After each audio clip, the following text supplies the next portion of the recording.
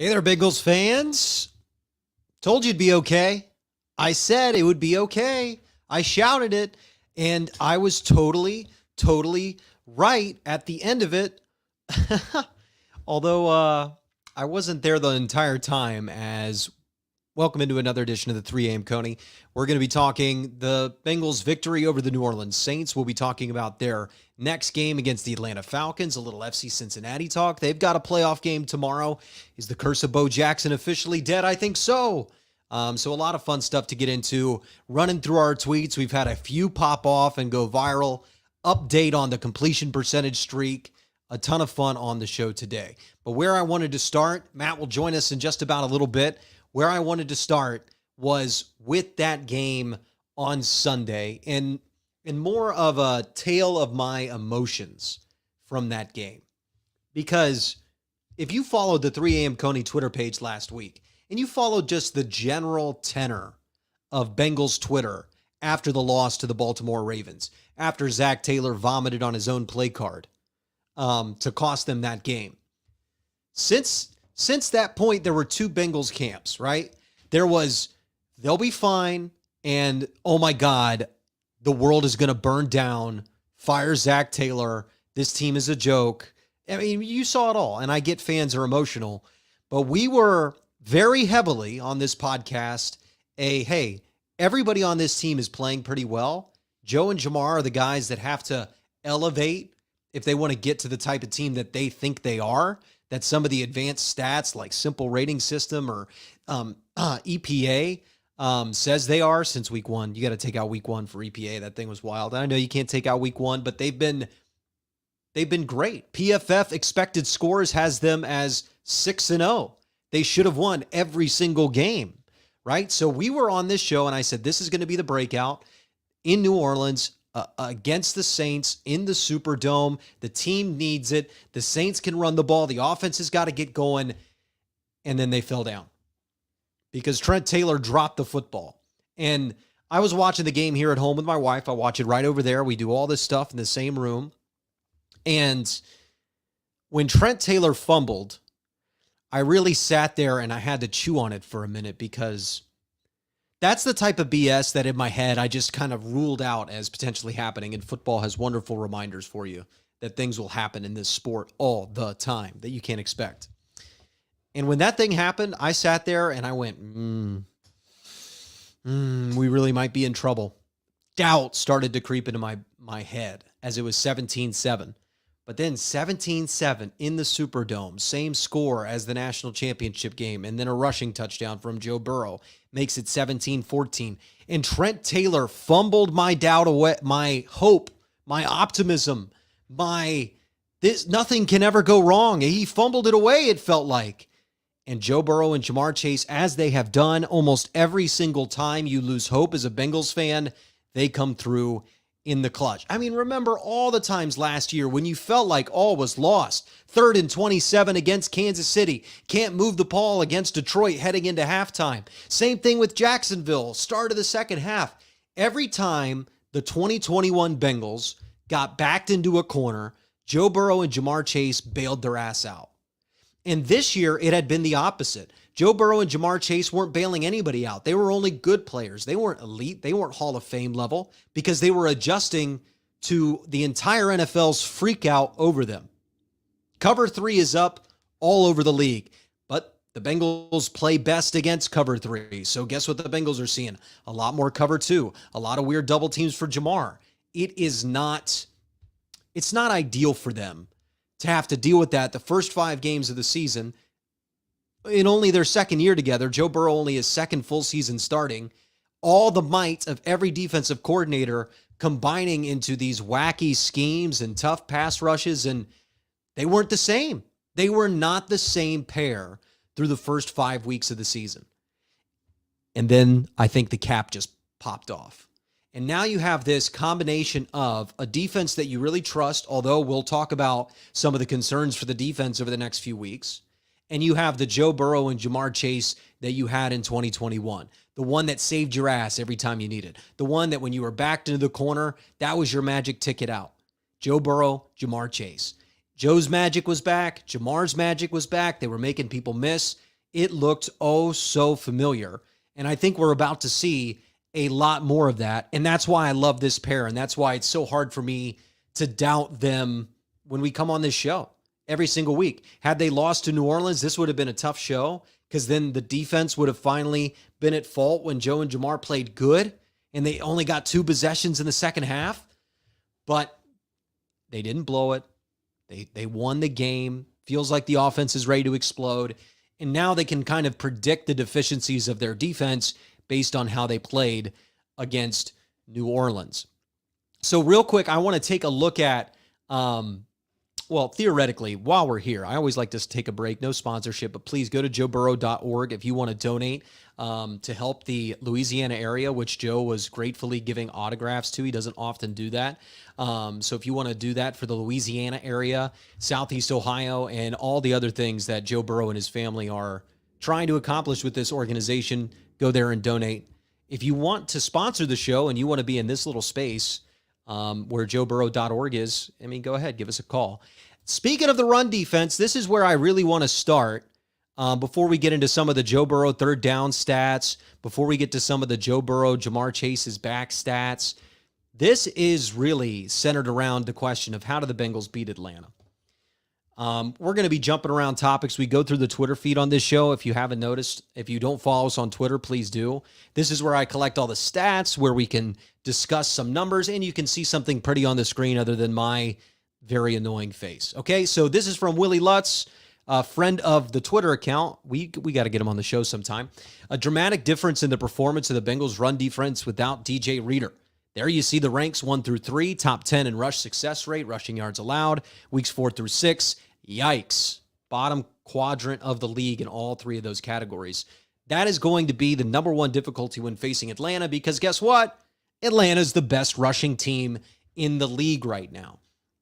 And with DJ Reader out and Logan Wilson limited, it is very obvious how the Falcons are going to try to beat the Cincinnati Bengals. Run the ball, ball control, time of possession, keep Joe Burrow off the field, keep Jamar Chase from making big plays, and get out of there with a 24-21, 19-17, if your defense can handle it, win, where Marcus Mariota makes no mistakes. That is the central goal for the Atlanta Falcons. And so how do you combat something like that? How did the Bengals beat it? Well, I tweeted it, and I think it's really obvious. JoeyB and Jamar have to keep rolling through the bye. They have to play the way they played against New Orleans.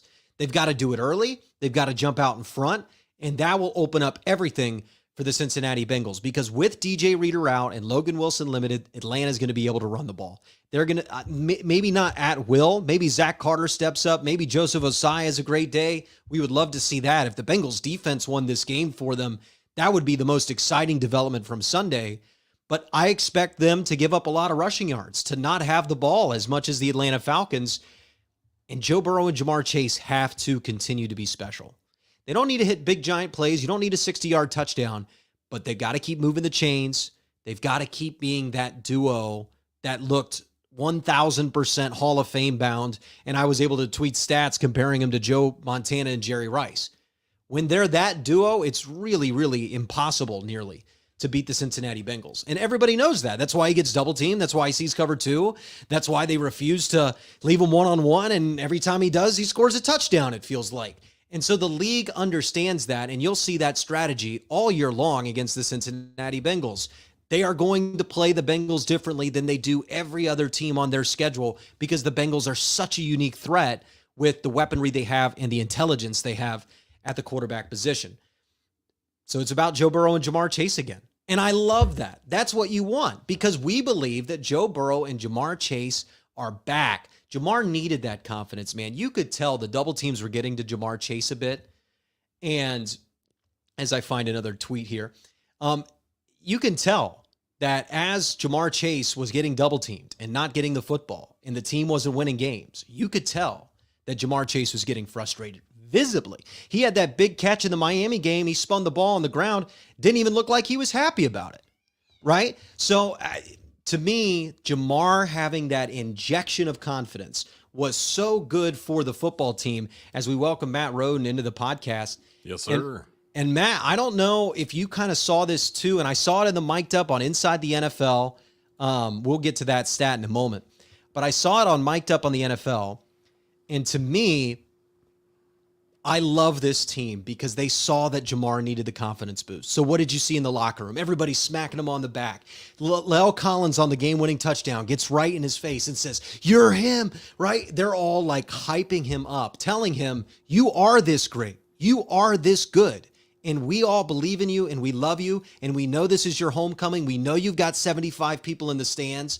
And we love you that you got this moment." And for Jamar Chase, a young guy that doesn't generate fake confidence, right? He did the GQ shoot, but that's it. I think he needed that, Matt. I think he needs confidence from his teammates and belief from his teammates. And he got that in droves. And I think we're about to see the Jamar Chase we expected to see, the Triple Crown contender from here on out. Yep, you're exactly right. And that is the first thing that I noticed from the Mic'd Up, where after a long play, after that 60-yard touchdown, I was due. I was due for that. It's been 6 games, and he finally got that. I think that was helping a lot with his confidence last season, and not getting that, it adds this extra pressure. It's every play just has a little bit more of that pressure built onto it. Like even if it's a first down, it's just for him. It's, if he's going deep, this could be the one. This is the one that breaks the streak of games where I'm not getting these long touchdowns. And I mean, that's what we've known to love from Jamar, and getting that and having that happen. I mean, we talked about this, that this was going to be the breakout game for Burrow and Chase. And I mean, they went into the Superdome and did it. God bless Dennis Allen, because Jamar's confidence was so hurt, dude, that that tough throw that went right through Jamar's hands, to where Joe could have maybe put it on his front arm in the end zone, but Jamar had to turn for it and put his hands up high, and it went right between his hands. That's not a play you expect most wide receivers to make. That's a play I expect Jamar Chase to make 99 times out of 100. That thing went through his fingers. So when I saw that, I got concerned. I said, this is getting to him. He's got real confidence issues right now. Affecting him a little bit, yeah. It's affecting him. And that the fact the team did all that for him and made it about him, and then Dennis Allen, that dumbass, left him one-on-one on the last drive of the game and blitzed Joe Burrow with leaving Jamar Chase one. Are you out of your mind? What are you doing? Like, thank you so much, Dennis. Like, hey, because let's see if this works. Oh, no, shit. It still doesn't work.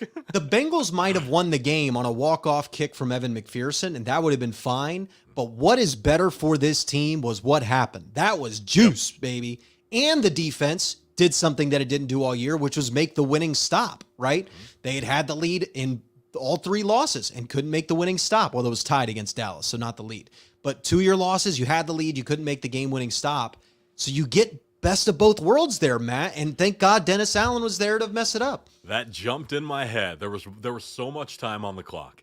When Jamar Chase is running, lost the defender, he's going 40, 30, 20, 10. I'm like, all right, do you stop here? Do you try to Deshaun Jackson and kind of run along the 2-yard line until you're running, until someone comes and stops you? But it's like, I can't trust this offense at the 2-yard line right now, not even with 4 downs. So I think it jumped into my head when that happened, but that was absolutely the right move to put that in the defense, and that was a boost on offense, boost on defense, and going into these 3 games before the bye, if they can win all of them, the 6-3, and going into the second half of the season. Yeah, and to me, because it puts you up 4, even without an extra point, it's a no-brainer. Like, if you only go up 2, maybe you slide down because the time's more valuable, because all they need to do is a field goal to score. But you go score the game-winning touchdown, you tell your defense to stop Andy Dalton. That's easy choice for me. And I think the Bengals needed that moment, Matt, and I think they got it. The problem is, though, I'm really tired of needing it. And we are having a real combination of two versions of the Bengals, and they need to escape out of it or they're going to get burned by it. Yeah. What did we say on the last pod, that this was either going to be a 14-plus blowout or a 3-point game, one way or the other, and that's essentially what it was going on to the last 2 drives of the game. Yep. And so I wanted to take a look at this because this has really defined the Cincinnati Bengals. And with the Falcons and the Browns coming up, arguably the 2 best running games in the league, and you saw what almost happened to you. You're 2 times the team that New Orleans is. They're missing their 3 best wide receivers. And because you fall behind and can't stop the run, thank you, Trent Taylor, for helping us fall behind, it became a really difficult slog of a game for you. And so how do you take this stat here, Matt? So for those of you that are just listening, on the screen, the Bengals have come back to tie or take the lead the last 8 times. They've been down by 10-plus points. It would be the last 9 had they completed the comeback, the 24-0 comeback against Los Angeles, but they fell short 24-22 before Joe Mixon fumbled in that game. And basically, it's just a list of all the deficits the Bengals have faced. 49ers 20-6, Chiefs 21-7, Chiefs 21-3, Rams 13-3, Steelers 17-3, Cowboys 17-3, Ravens 10-0, Saints 17-7. It's incredible that they've come back in all those games. It's super fun for my heart, but this is something that we've come to expect from Joe Burrow, that the Bengals are never truly out of it. But because if he doesn't look shaken on the side, and they're down 10 or 14 or more, it's new. It's something that when the Bengals got down by 10 or 14 in years past, it was over. It was they're not going to score again. So it's just, do we stop the other team? And do we lose by 10 or do we lose by 30? And so never being out of these games makes them more exciting for the fans.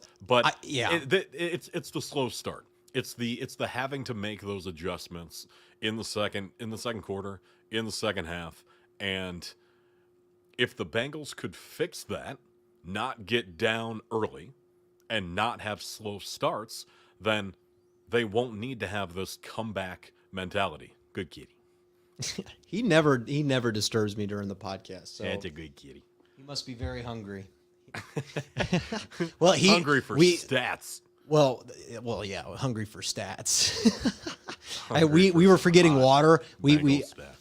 Their water bowl, because we have a refilling one, so when it gets empty, sometimes we might not notice for half a day. So he was trying to drink water off the bedside table and knocked one of those. We had those big Super Bowl cups from the Super Bowl that are like that tall and that thick. He just knocked one full of water all over on Jess, and. Nice. And then the bed was so wet, she tried to get in bed, and she snapped the phone off the wall and said, You know what?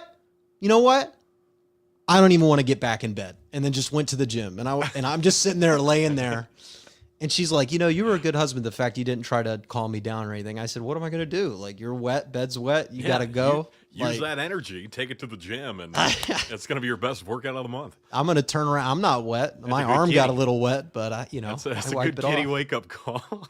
So the reason that, to get back on topic, the reason that this stat is so important for this week, Matt, is because I don't think they can do this and win against the Falcons, but not against Cleveland, I don't think, and not consistently. And think about all these games. It's impressive they've come back, but what's their record in those 8 games? 3-5, right? It's not a good percentage, so you don't want to deal with it. It's a bad thing to do to fall down 10 points. The Bengals know that. Joe Burrow knows that. But it's even more present this week because of who Atlanta is as a team. They can't pass block, but they can run block like hell. Marcus Mariota is really good out of play action, but in true drop back pass sets, he sucks. So how do you get a team that's bad at pass protection and bad at true pass drop back passing? How do you get them into that? You take a lead. You come out, you're up 10-0, and what's Atlanta got to do? They have to throw. So the first quarter of this game is the most important first quarter of any of the games the Bengals have played so far because of the Logan Wilson injury and DJ Reader being out for the game. They are not going to be able to stop the run. They might not be able to stop it in the second half. So if the Falcons go up 10 points, you're now asking Joe Burrow and Jamar Chase to be perfect again. Perfect. And they might need to do that for them to win. But how about Joe and Jamar just be perfect from the jump, get this defense the lead, and let Trey and Sam pin their ears back and go take down Marcus Mariota? That's the quickest way to win. They go up 7-0. I think they win by 2 scores. They fall down 7-0. It's going to come down the last 2 minutes the way almost every game this season has come down to. Yeah, and I mean, looking at these games where they're down by 10+ points, it's the slow start, and then the fact that they're getting back into it and they're scoring 3 straight times to take the lead or to tie it.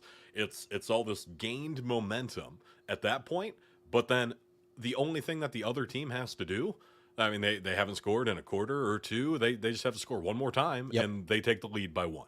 So it's if you're down by too much early on, you could have that stretch of being perfect, but if too much of a deficit is not gonna help you enough. So hopefully that the win, the Jamar Chase confidence builder, the Joe Burrow confidence builder going into the Superdome, if that momentum can swing through these 3 games, especially for the first quarters, I think we'll see finally some blowout games.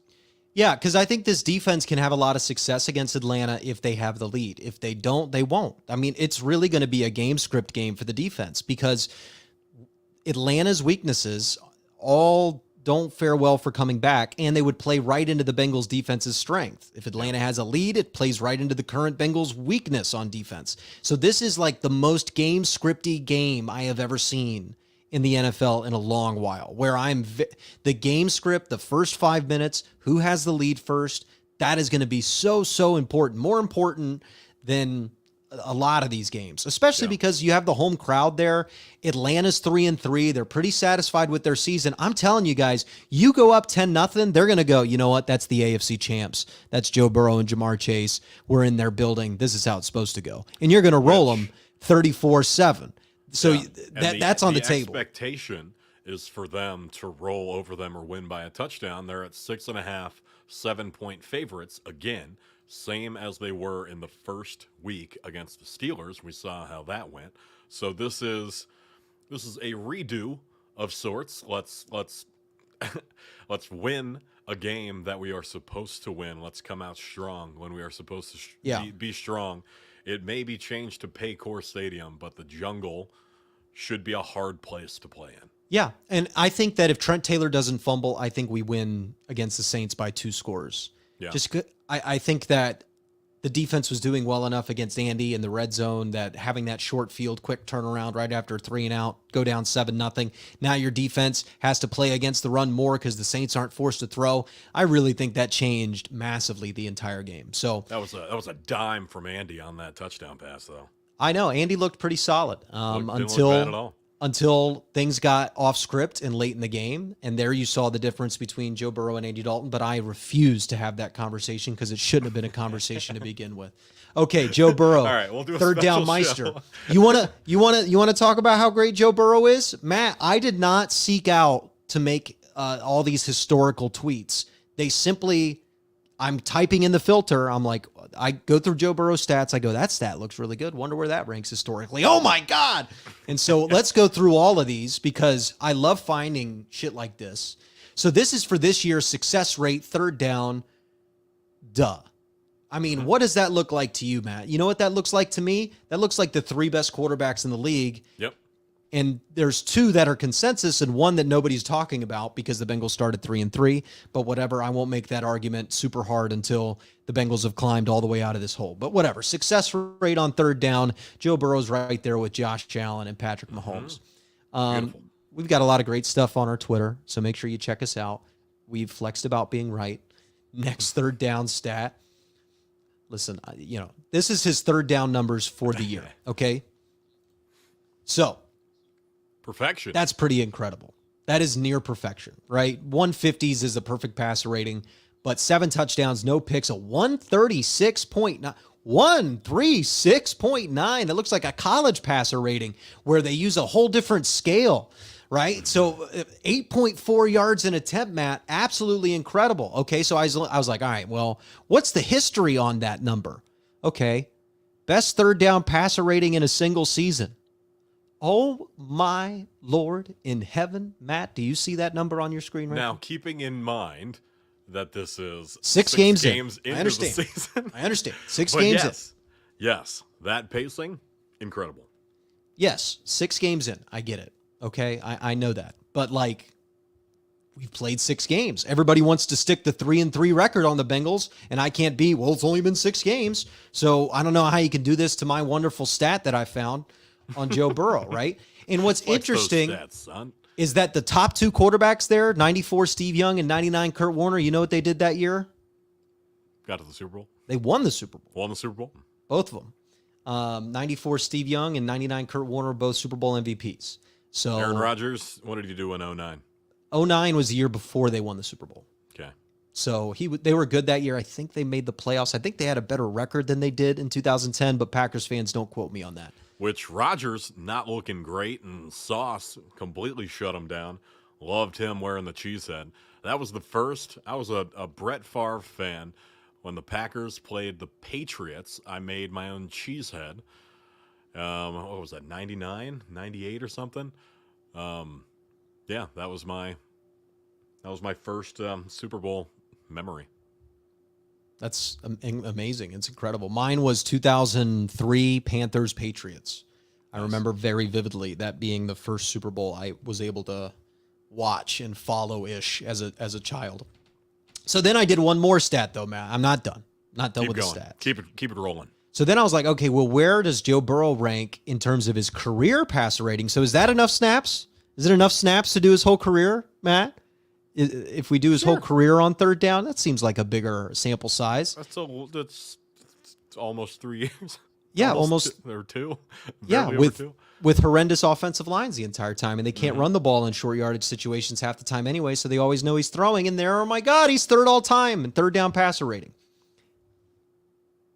Like I don't know what else to show you guys. What's the most important down in the league? Third down. Who's one of the best, if not the best right now with Patrick Mahomes and Josh Allen in the league at that? Joe Burrow. Joseph Burrow, right? So 104.3 career rating on third down. Absolutely incredible stuff. All those guys, all 7 guys on that list in front of you on that screen, Matt.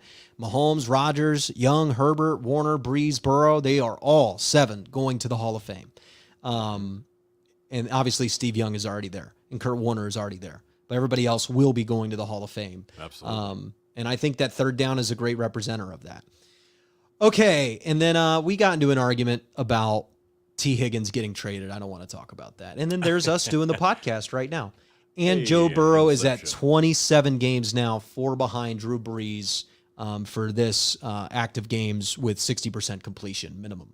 So 5 more games of that, and he'll have Drew Brees' all-time record, which Drew Brees set in the middle of his career. Again, Joe Burrow is only in his second year starting with historically one of the least successful franchises in the league. That's impressive. That is a stat. That's a streak that I want him to keep going. Oh yeah, for sure. Wins and losses. If he doesn't, we're going to lose that game. I mean, that's probably about guaranteed. If you don't get Joe Burrow at 60%, you'd have to really do something special. But yeah, man, he's really great on third down, the most important down in the league. He's really great against the blitz. Did you know I saw this stat, Matt? 17% of the time, that's how much Joe Burrow's being blitzed. That's the lowest in the league. Do you know who's second? Mahomes. Tom Brady. Tom Brady? So the two got, like, this is the thing, is if Joe's main comp is Tom Brady and defenses play him and Tom Brady the same way, the NFL is telling you what they think of Joe Burrow.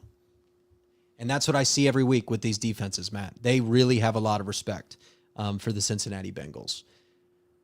Whew. Oh, I love those stats. I love them so much. As much as I love your rants, when you go on a stat string and you just start fucking throwing numbers at people, bitch, that's also one of my favorites. We were low, or actually we went too high with our predictions for last week. 6 points to the Bengals. This line will move. I don't know which way, but it's going to move.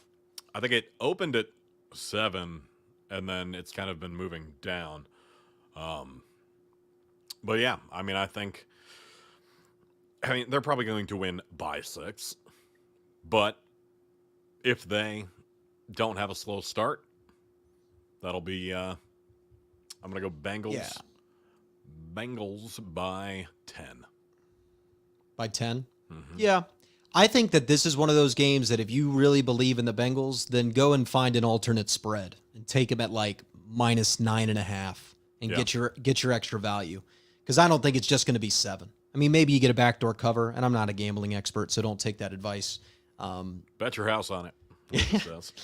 But I just think it's either Bengals have to win at the last minute, game-winning field goal, drama again, another comeback, right? They lose the time of possession, barely have the ball in the second half, or they will blow out the Falcons. Because again, that's when you get a game script game and one team has significantly more talent than the other.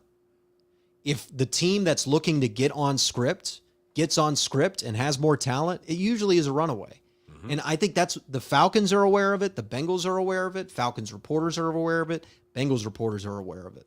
If the Falcons fall down early because they can't keep Jamar Chase in front of them, it's going to be a long haul for them offensively because they're going to have to trust Marcus Mariota to drop back and throw, no matter how good they are at running the football. Because it's hard to imagine. It's easy to imagine the Bengals making a 14-point comeback on the Falcons. It is impossible to imagine Marcus Mariota making a 14-point comeback against the the Cincinnati Bengals, right? The other way around. This defense in the second half. Yeah, well, especially this defense because they're great against the pass and they are great pass rushing teams still. I know they're not getting a lot of sacks, but right now they are getting a lot of pressure. Yep. And it just hasn't converted into sacks because teams aren't trailing. They aren't looking for the deep ball. They're ahead. They take the check down. And they're moving the ball and they're running the ball. And Sam Hubbard has to play more run defense because they don't know they're passing. So if they can get the game script on their side, they can have a serious advantage in this game. And I think they'll blow them out. If they go up 10-0, they win by 20-21. So my final prediction, because I have to make one. 21. I think it's going to end up being Cincinnati 31.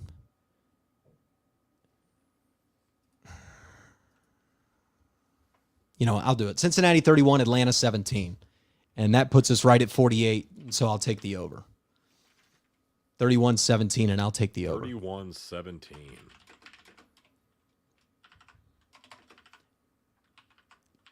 Okay, and I'm going 10, so let's go with Bengals win 34-24. Okay, I like it. Real quick, because the game's tomorrow, and I know we're both big fans. We just haven't talked about it much on the podcast. FC Cincinnati. Yes, sir. The curse is dead! It is dead! It is dead! I thought the Castellinis might have messed it up and made it to where only the Bengals version of the Bo Jackson curse was dead, but no. Sport. Cincinnati, the only team in the MLS to win their road playoff game. Cincinnati wins a first-round playoff game on the road. Are you kidding me? I mean, they advanced around. The Bo Jackson curse is dead. So whenever the Reds make the playoffs again, 2032 or so, they will advance in the first round. It's a guarantee. Why? The curse is dead. It's dead. It's dead and gone. And it's exciting, too, because this Philadelphia Union team is catching a lot of pub, a lot of hype. And FC Cincinnati's played them really well this year, Matt. So they're going to be competitive in this match. And it's freaking single elimination soccer in the MLS. Anybody can win now. Anybody can win. Anybody can win. Oh, yeah, man. Would Cincinnati throw a parade? I'm getting those vibes from the Ohio Open Cup when they were still in the lower league and they're beating the Chicago Fire and the Columbus Crew. And it's like, what? This isn't even an MLS team. And that was the whole Mitch says no and blocking the PKs. Yeah. And that was being in Nippert for those games was some of the best soccer games that I have ever been to, and to have FC Cincinnati now in the MLS Cup playoffs. I hope they win. Conference God, I hope semis. So all the soccer reporters that cover the MLS, they try to be soccer purists and they just absolutely hate the bracket. I'm like, y'all, you're trying to get American sports fans. We do the playoffs here. We love playoffs. We do. We love playoffs. We love a single elimination. We love bracket. single elimination. Why? Because that's like sports at its best, We're right? making college football that. I've never understood the Premier League, and I have German relatives over in Germany, and I've had this argument in German many times. I said, why on earth don't you guys take the top 2 teams in the league and have them play in a championship match at a neutral site? You'd make a bunch load of money. You'd have a bunch of people watch it. And it would be the championship, and you would have a real event. Because do you know why sports are so popular over here? Because we have the big events. The NBA Finals, the World Series, and the Super Bowl, and the college football playoff are the big money generators for those sports, and it's why they have so much success. So I'm all for this playoff format. It helps teams like FC Cincinnati to where we were following the season, because it's like, just get in, just get in, just get in, just get in, just get in, just get in. And now they're in. And now we got damage week to do. of 2 matches be back and forth, and then getting it at the end. Fantastic. I mean, we got NBA starting too. Do you follow the NBA? I follow the NBA. Bulls fan living in Chicago? No. No. I was a LeBron fan. I don't really like the Lakers. I do support LeBron, but I was a big Luka guy before he came out, and I made a few monetary wagers that I have since won based on Luka Doncic's success, and I've gotten a lot of clout in certain friendship circles of mine from telling them how much better he was than DeAndre Ayton. So I would say right now, if I had to pick a favorite NBA team, it would be Dallas. But I'm more of a player guy. Luka. I love the Cavaliers because of the LeBron days, and I enjoy the addition of Donovan Mitchell. But and I love Colin Sexton. So if I watch that team play a few games, which I always watch, and I enjoy the way they play, I like their coaching staff. I think I'll be Mavs in the West, Cavs in the East, and hopefully one of them wins. Cavs, baby. Yeah, I just can't be I can't be with an NBA team the way I am with the Bengals. It's impossible for me to be that way about. Yeah, no, it is. I mean, with fantasy football and the Bengals, and having a Cincinnati team in every league, I almost enjoy watching the NBA more sometimes. It's less stressful if I don't have there's no Cincinnati team to root for or against. I definitely root for the Warriors because they're just fun as hell to watch. Steph Curry, but LeBron's fun sometimes too. Yeah, I mean, not to toot my own horn, but I did hit I picked the exact order of the NBA Finals this year as my pre-bet, like 5 to win like 150 or something. There you go. Of where I was like exact game by game, picked it out. Yeah, we got 2 more months until Ohio. I think you're right, though. I think I'm better at predicting the NBA because I have less emotion in it. Because you don't have that emotional bias. I'm pretty good with the Bengals of being like trying to figure out what's right and wrong. But it kind of harms me when I try to fight other narratives elsewhere in the league, and it kind of will like I'll look for things wrong here when I shouldn't because there's a little more emotion. I am getting notifications of you fighting people, or people getting very mad at you for these stats that you're posting. I know you try to be an unbiased sometimes, but what they're really getting. We're up here with the Bengals and Joe Burrow, and other teams, other people are fluctuating with every win-loss. Yeah, but listen, I've been up here since the dude was the backup at Ohio State. Go listen to some of my radio segments yelling at Urban Meyer, saying that he's making the biggest coaching mistake of his career, starting JT Barrett. We should have a whole time capsule episode and just watch you with your baby rants from years ago. Yeah, I don't really want my voice shown out like that because I've had a lot more testosterone come in my life over the last few years. So no, but we can drink every time. Yeah, but basically I said Urban Meyer was making the biggest mistake of his coaching career, letting Joe Burrow rot on the bench. I think that if he hadn't have grinded on a 21-year-old at a bar in Cincinnati, it probably would have been the biggest mistake in his coaching career. So I just think I've been here this entire time because Joe Burrow has it. And I haven't done this rant in a long time. There's plenty of shows I had it on. He has it, and he's proving it in the it moments. 3rd down, 4th quarter, last stat, Matt, and then we'll get out of here. Down. The 3rd down king. Trailing with under 4 minutes to play. Do you know what Joe Burrow's passer rating is in his career? Take a guess. Trailing less than 4 minutes to play, regulation or overtime. 125. It's 114. Right? Do you know where that ranks in NFL history? Top 10. First. That's the highest passer rating while trailing. Did you tweet that yet? In less than 4 minutes in NFL history. A part of me doesn't want to because do you know who's second? Lamar Jackson's second. Lamar Jackson, yeah. So I could do that. I could go Joe Burrow, Lamar Jackson, and then put in the Ravens universe and go, do you guys want to retweet it? Do you want the credit for being second and admitting that Joe Burrow is great? Do you want that? They should be happy. They won the first time, and to have Lamar Jackson compared to Joe Burrow, they should be so lucky. Yeah, and I think no, what they would say is, now imagine if Lamar had Jamar Chase. That's all they got left. So I cannot wait to play them again. But it is what it is. I love it. Matt, you got anything going on in your personal life that is special? Every time that we do this, I'm craving Skyline and getting cheese conies. So we're gonna have to change the background or just add. Or we're gonna have to add some Bengals stuff around it. But now I am starving. So I'm gonna go eat. Yeah. And it's super cold here now, so that's fun. Yeah, it's cold here too. I like the cold though. I don't get sweaty walking around. So I did not have enough pool days. I love summer. Fall is definitely my second favorite season, but I'll probably have some some hot cider, bourbon type drinks. So everybody dreams about pool days until it's 92 in July, and then they're sitting on the couch in the AC. I will be sitting in the pool. When people say, okay, if I ask people in February, how many pool days will you have this summer? I guarantee everybody's estimate would be about 60% higher than their actual amount of times they go to a pool. That's why I'm very against having, if I ever got wealthy enough to have my own big house, we'd never want an indoor in-ground pool.